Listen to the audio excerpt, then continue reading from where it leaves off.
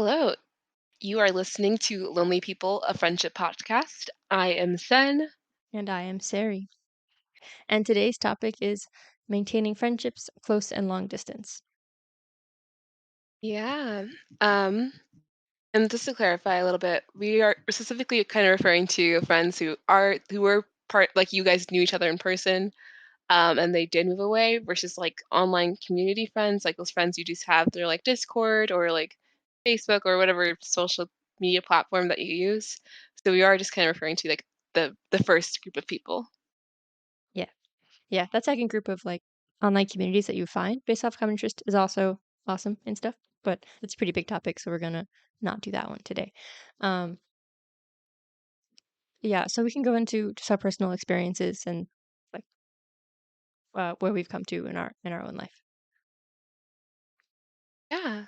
Um, so a little bit about me with like I guess my first real long distance friendship actually started back when I was in middle school. I had a friend who unfortunately her parents got divorced. So she had to move away suddenly. And it was really heartbreaking, really sad. And that's actually the reason I downloaded Facebook in the first place. 'Cause my parents were like, "Why would you need Facebook? Like, it's evil." Actually, we didn't know at the time period, but, they're kinda like, "Why would you a middle schooler need Facebook?" And I was like, "Well, like, I can, like, connect with this friend who moved away," which I also realized at the time period I did not know her last name, so I never found her on Facebook again.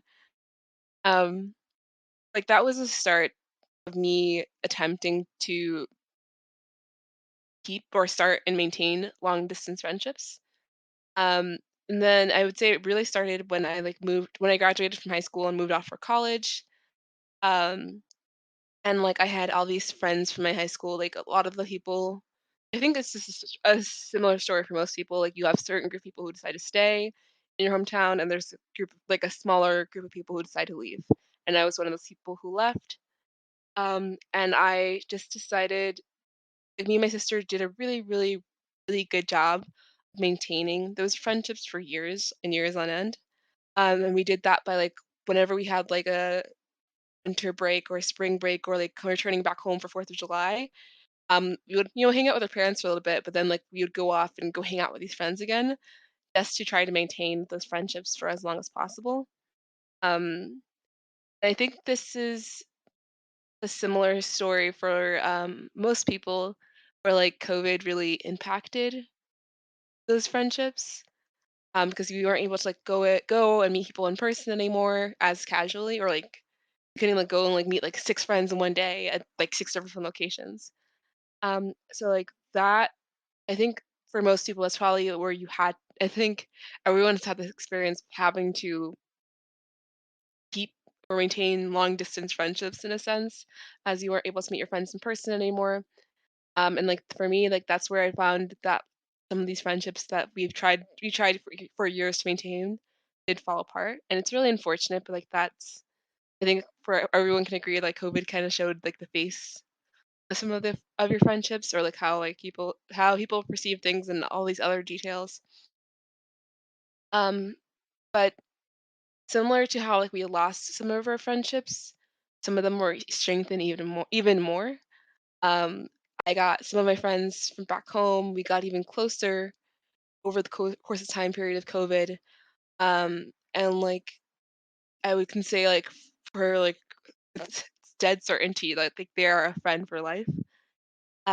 Just because of how much not only did me and my sister or like these like it wasn't just like me and my sister being like, oh, like we're trying to put a bunch of effort into these friendships, or like the friend being like, I'm putting a bunch of effort into you. It was a mutual decision for both parties, just being like, we are both interested in maintaining this friendship since it's lasted for so long. Let's continue putting this effort forward. And I would say the friendships that did fall apart, it was one or the other party, not putting blame on anyone really, but just choosing saying that like that friendship wouldn't last. It's just not a friendship that's made to last for decades or something like that. Um, so I think like I'm just kind of expressing the story because some friendships are easier a little bit easier to maintain when you do both parties do have a mutual interest of maintaining it long distance, but some of them, even though you guys can try for so long, it just won't work out in the end. And hate to say it, but it is just part of life. It's gonna suck at the time. Um, and like sometimes it'll be immediate, sometimes it's dragged out. But like I think even though some of those friendships are they do suck and they do suck when they end. Um, I think there's like a verse that says like some like brother like a friend's like a brother for a lifetime. I can't remember the exact words. I'm quite bad at these things. Um, but that's how I feel about some of these friendships of like we went through turmoil together with the pandemic. And like our friendship came out stronger than ever. So I think some of those friendships are worth maintaining a long distance relationship for. Yeah. Yeah, I think that's a good conclusion. Some friendships are worth the effort of maintaining them. Um, and from my experience, when I was young, I didn't really prioritize long distance friendships, just for a lot of reasons. But like the elementary school I went to, I ended up leaving it after third grade. And so there were some kids who I was friends with and I talked to all the time and stuff. And I know they liked me and they wanted to keep in touch, but I didn't really know how. And so I just kind of didn't. And then years later, you see them, and it's this weird thing of like, I used to know you, and I probably hurt your feelings by never reaching out, but whatever. And then I got older, and I had a lot of friends, so I didn't think too much about it. And then when I was a teenager, I had some friends who hit like teenage years and went kind of, went boy crazy or like whatever their thing is that they got really involved in, and they kind of stopped hanging out with me. Maybe it made me a little bitter. I don't know. And so I kind of learned like friendships don't always last, and I tried not to cling on to them too tightly or get upset if people distance themselves. And I think one of my first experience with long distance friendship is I had a friend who ended up moving out of the country when I was in high school, and I could tell from my friend's behavior that as soon as they left the country, they were gonna kind of like stop making an effort, which made me sad because we were really friends and we spent a lot of time together and stuff. But I also know like that's a really long distance and they're going to get caught up in their new life. And I did make a little bit of an effort, like same, I had Facebook, so I made some effort, but I don't know, it wasn't hugely reciprocated. And so I kind of give up on it. And I thought like I'm willing to reach out here and there, but if people don't make a huge effort back, I just don't need those friends, I guess. I have friends and family nearby. Anyway, but then I went to college and stuff, and every year, people graduate and leave. And at some point, one of my roommates graduated and left, and I was still in town. But somehow we just kinda, like, kept touch. Like, I naturally keep touch a little bit, it's just kinda who I am to on birthdays or Christmas or maybe once every few months, I'll text people and say, "Hey, this made me think of you," or whatever. But my friend, she always responded to that, and she always would send, like if I sent, like, a joke or something, she wouldn't just text LOL, it would be, like, a long thing of, like, "Oh my gosh, that's so funny, it reminds me of this thing that happened," and then we'd have, like, a 4-day-long conversation back and forth. And then coincidentally, her family lived kind of on the way to the very long drive down to my parents' house, and so then it was convenient just, like, stop there for lunch on the drive. And her family was really nice, and so I would stop there and we'd eat lunch together and then we'd go to my parents' house and stuff, so that was nice. And it just kind of like I guess I agree with Sen. If you're both making the effort, then it does happen. So that was a positive experience, and from that I learned like, oh, it is possible. You just have to both want it. And I have made more of an effort since then. And then just kind of recently, Sen and I were part of a friend group and everyone kind of like got grown up jobs and moved, which is sad, but it's also nice because you get to like celebrate everyone's new life with them and stuff. And we all have maintained our community long distance and we talk all the time and stuff and have a flowing group chat. So that's nice. Yeah, and like with this friend group that Sari is referring to, I think they left around October. Yeah, at the end of last year. Yeah. So it might have been October. Um, and currently we are in April. So I don't want to do the math to figure out how many months it's been, but it's been a couple months. And like I think all of us would still consider each other like a good friend group. Um, and like we do still have plans on like meeting each other in person and again one day. Um, on that note as well, although we are long distance, we still try to maintain some in-person meetings. So like for our friend group, we try to go to like we're a group of nerds.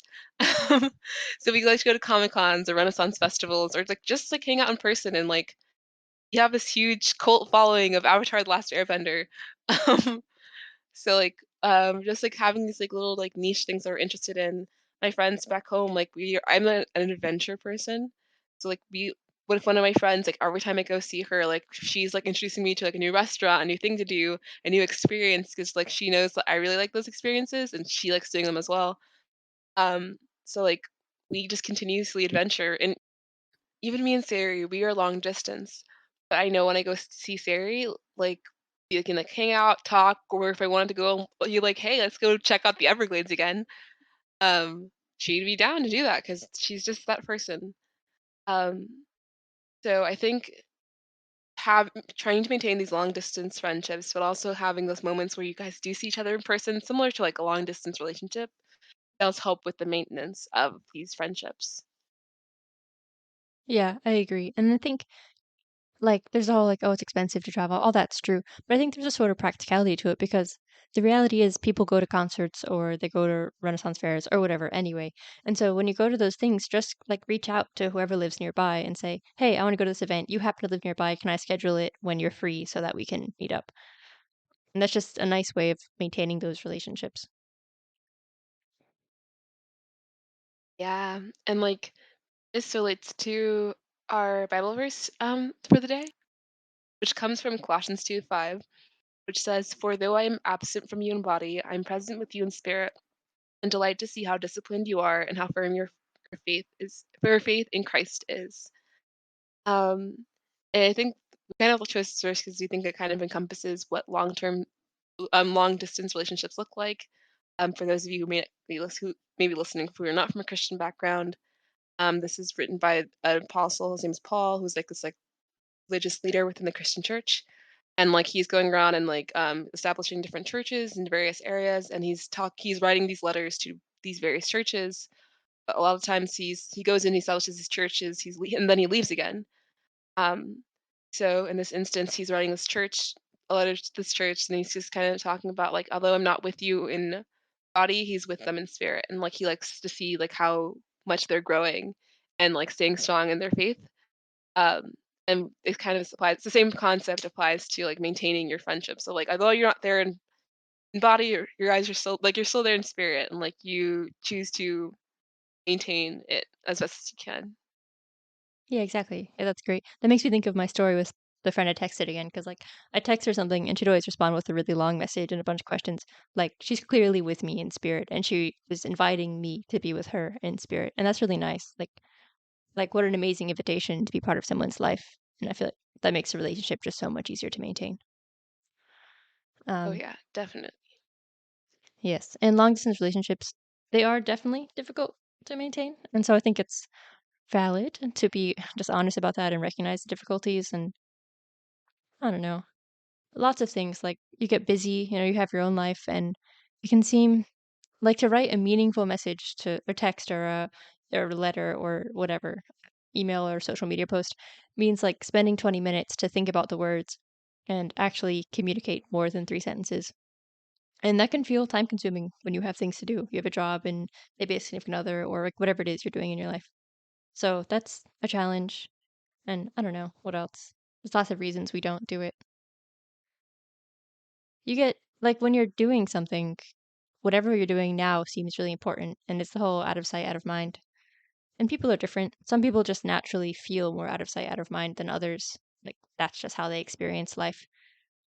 And that's valid. There's lots of reasons. I don't know. Am I missing any reasons?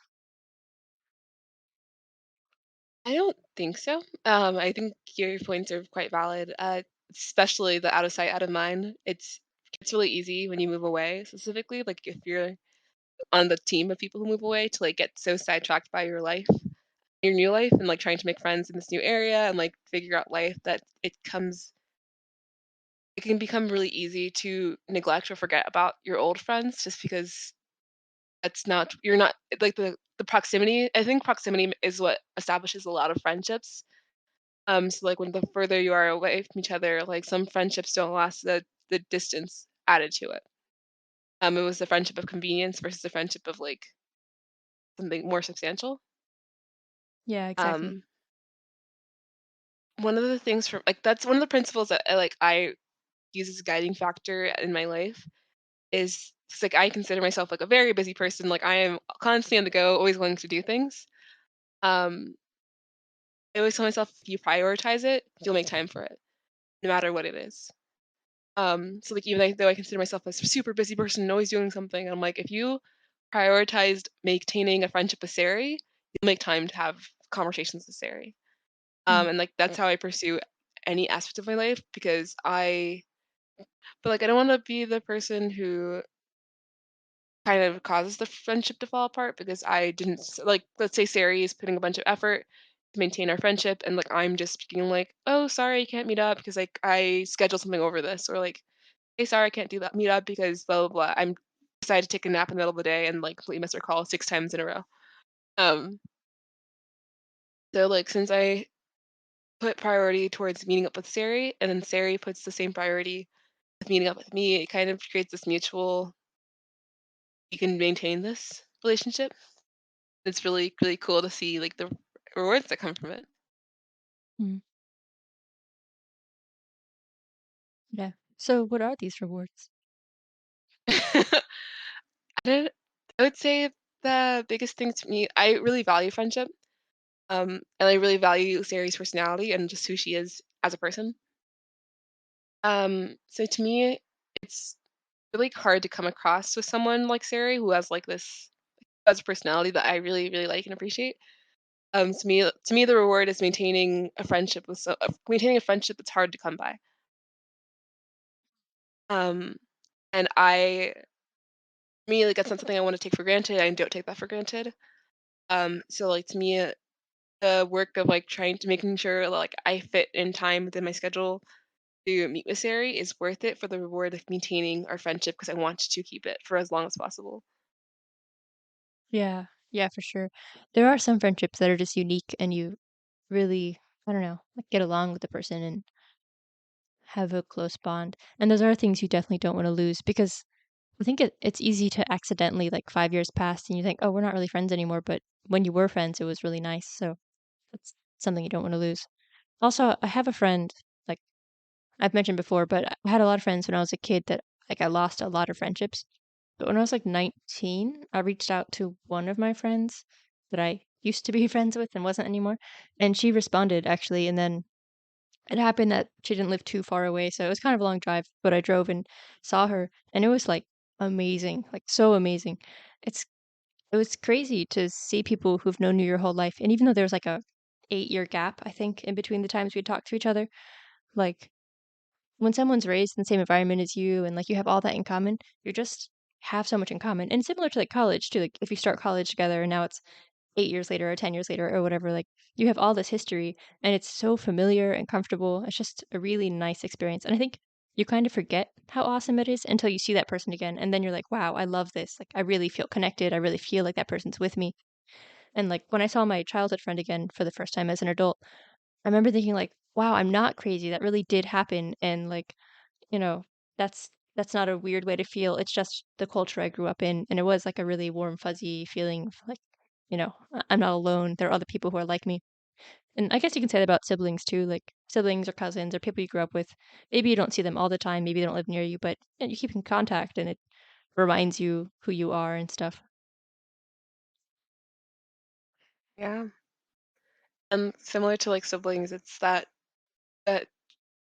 same mutual experience that you all go through, or like your cousins or family.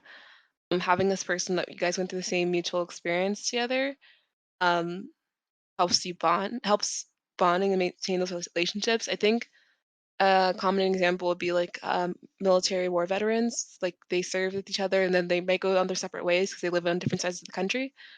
Um, but like when they meet back with each other, you guys had this mutual experience of going through the same things with one another. Um, and like that's a bond that you can potentially never lose. And like, and if it's like 30 years and like you guys meet up again, like you can just relate over the old times kind of thing. And I think that's kind of what you find in a lot of older individuals is that they'll reach out to someone from their youth and be like, "Hey, like we went to the same high school together. We like you took me to prom, Jimmy." um, and they still, even though it's been years, they still have that relating factor, and it's easier for them to connect with one another because I think it's the same thing of like having that mutual experience, having those like those bonds that you create during those mutual experiences last a lifetime essentially. Yeah.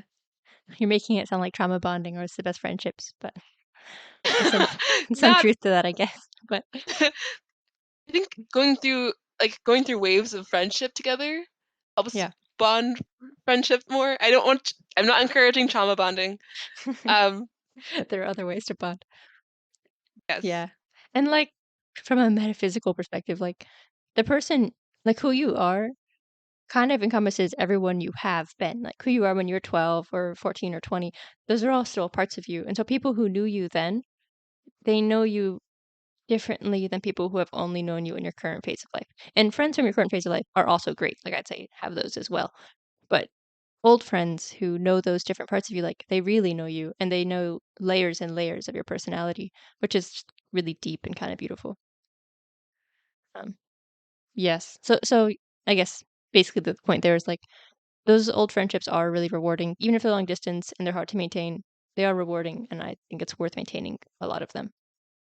I think too is worth saying like not everyone who you've known for a long time is like an old friend. You know, some people are just someone you saw in first grade 6 times, and it would be cool to see them, but they're not someone you reach out to, and that's okay too.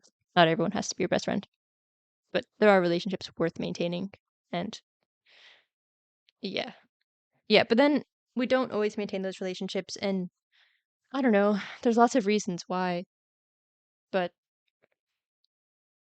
yeah, I don't know. I guess it's worth discussing like why do we not do that? Because I think most people, if they had the opportunity to go and talk to an old friend, like, and sit down and have that conversation and, like, you know, dish about everything that's happened since they were 15, I think most people would like that. They take the opportunity. So why don't we do that? You know, like, what's holding us back?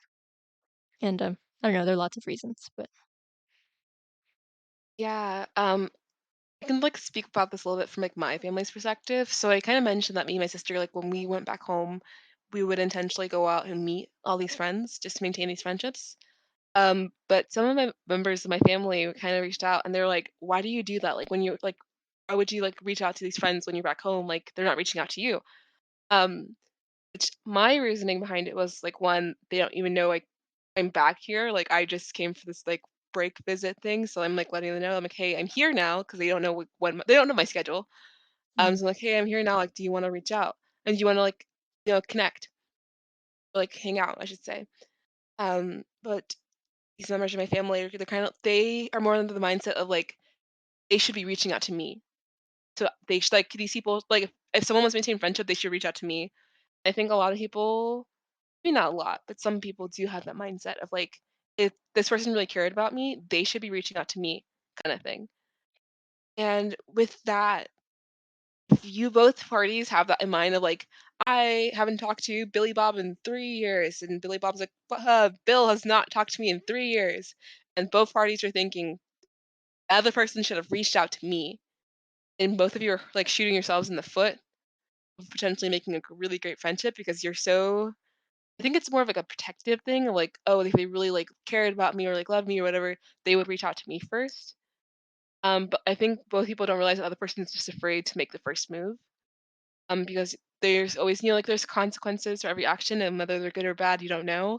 But it's easier to remain in the unknown and like be protective of your like self. So it's easy to be like, oh, like I wish, like I want to maintain my relationship with Billy Bob, but like, what if I reach out into him and like our friendship is actually over. So then it's easier to stay in this state of like protectiveness and anger or like a potential friendship lost. Um, without ever knowing whether or not it's actually done with. mm.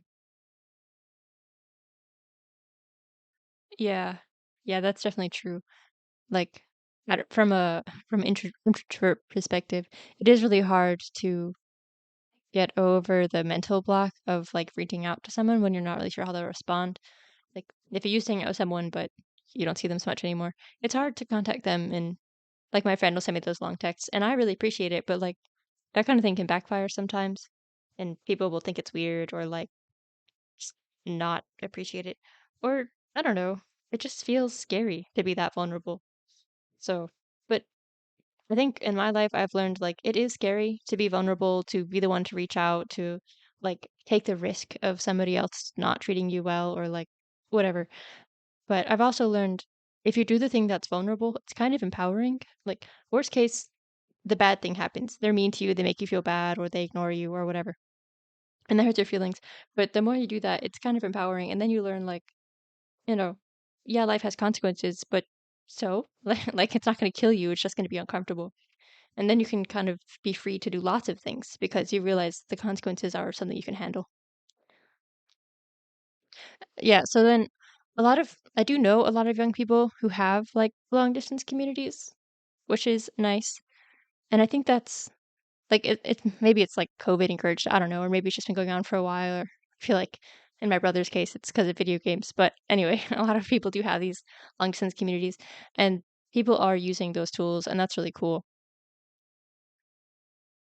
Yeah. So like I feel like within at least the younger generation, so I would say like millennials, Gen Z currently, a lot of us are using like Facebook, Instagram, like maybe not Instagram, Facebook and like Discord or other group me's, just like various ways of like keeping and maintaining. Actually, maybe Instagram.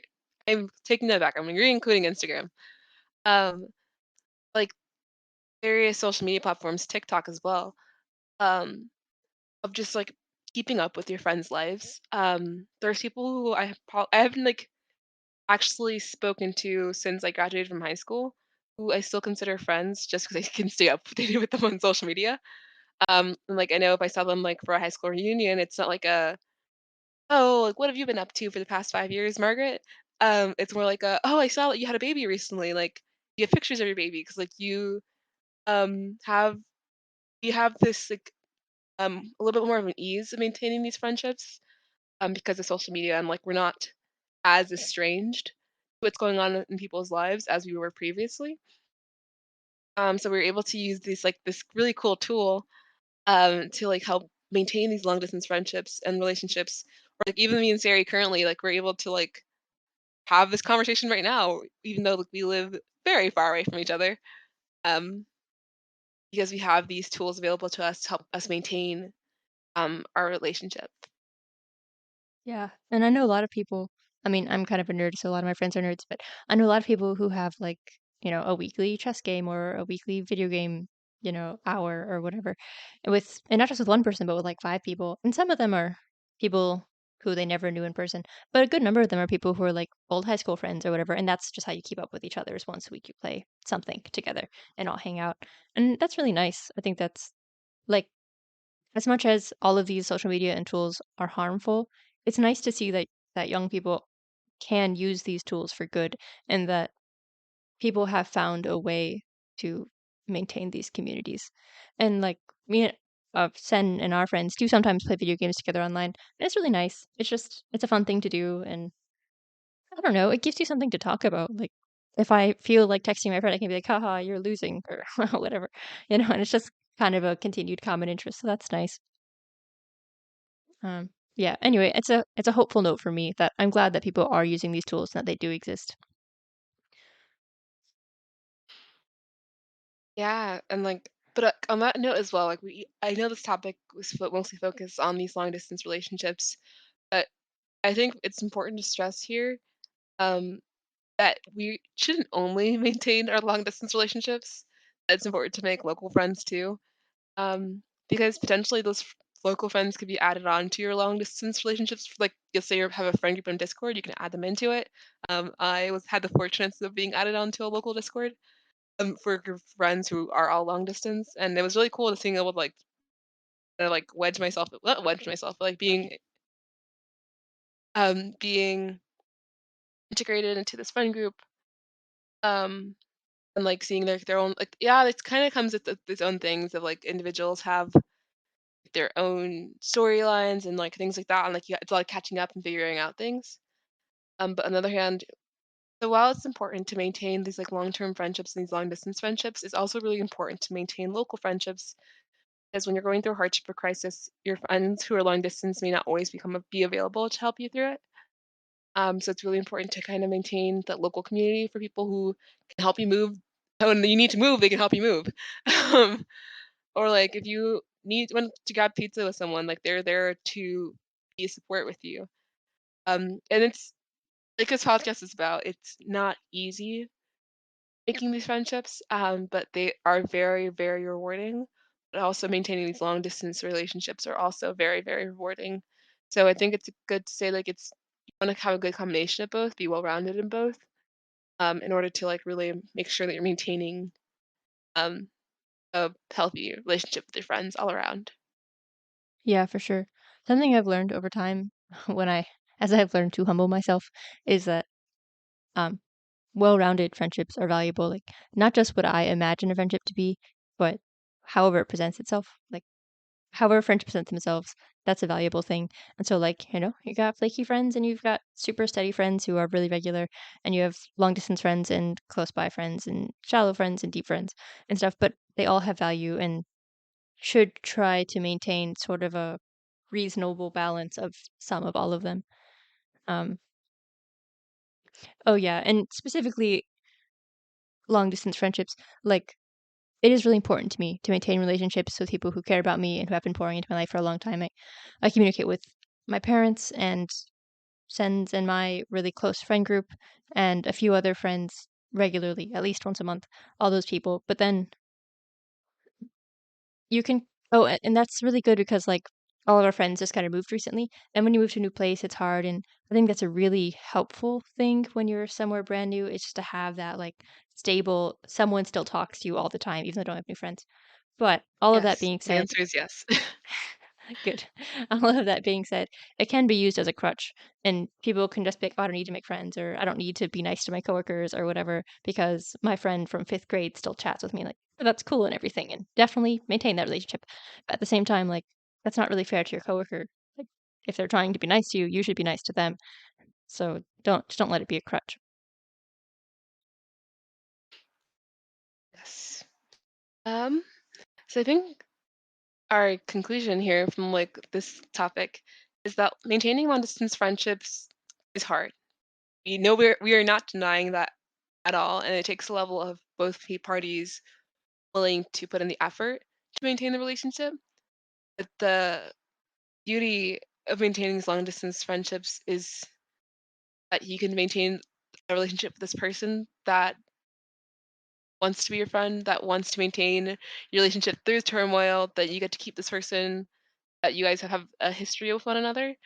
Um, and like for example, like in my case, as I moved away, it's just nice having that crutch that Sarah is mentioning. I am still going through the trials and tribulations of making local friends, but it is nice just knowing that like in the end of the day, like I'm not completely alone because I do have these long distance friendships that I'm choosing to maintain, and it's really rewarding in the end. And it can be done. It's gonna take a little bit of work. Yeah, yeah, that's a great conclusion. It's difficult, but it's worth doing. So, go do it. Yay. All right. So this was a Lonely People, a friendship podcast, and today's episode was about long distance relationships, specifically friendships. Um, if you liked what you're hearing, please go ahead and give us a follow, and we will hear back from you. Well, you will hear back from us really soon. All Once again, right. I am Sen. And I am Sari.